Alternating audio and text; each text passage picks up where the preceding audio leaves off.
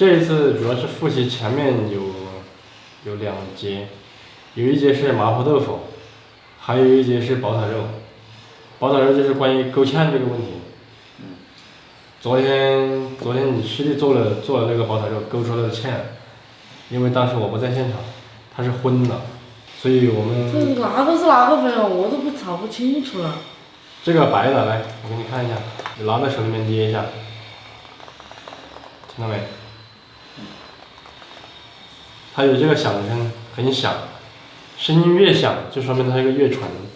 啊，你看这个玉米淀粉，虽然是也有那个响声，但是明显小很多，声音而且不一样，它更软更细。这个是红薯粉跟玉米淀粉混合的，这个就更不用说了，这个是。这是啥子淀粉？这个也是红薯淀粉。红薯淀粉。它是没有经过精加工的，这种淀粉在四川拿来用来炸酥肉，用来码鱼，是非常常见的。还是说一下前面2个菜吧。为什么麻婆豆腐要离火勾芡呢？之前学的，复习一下。因为它的汤汁比较多，然后要离火勾芡的话，它那个汤汁不会昏。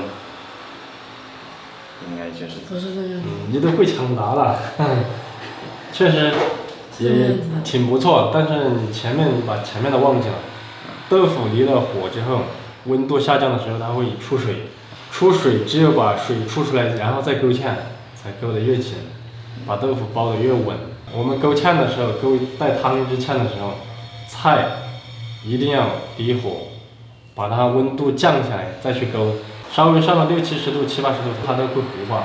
你勾的那个芡，第一是没勾均匀，第二个是下去的温度高了之后呢，勾出来是荤的，知道吧？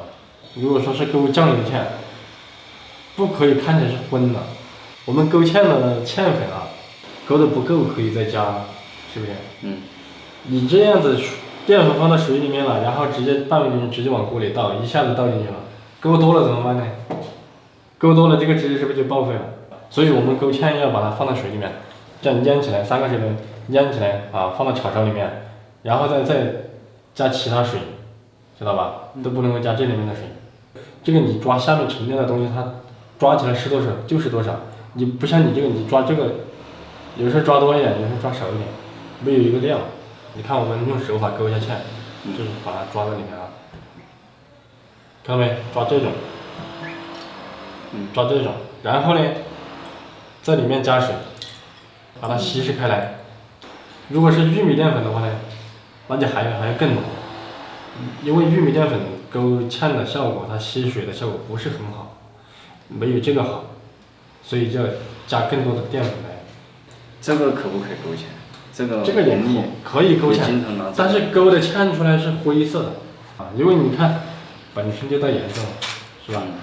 所以我讲了，勾芡，那最好是无色的，对吧？越白越好。待会儿你们用在锅里面放一点水，放一点酱油来模拟，把这个淀粉按照我刚刚说的这个来勾，烧开了之后锅里一火，让它水温降下去，然后再放上去，搅它几下，让它均匀了，然后再下锅去烧一下。好，那我们试一下吧。今天课就先上到这里。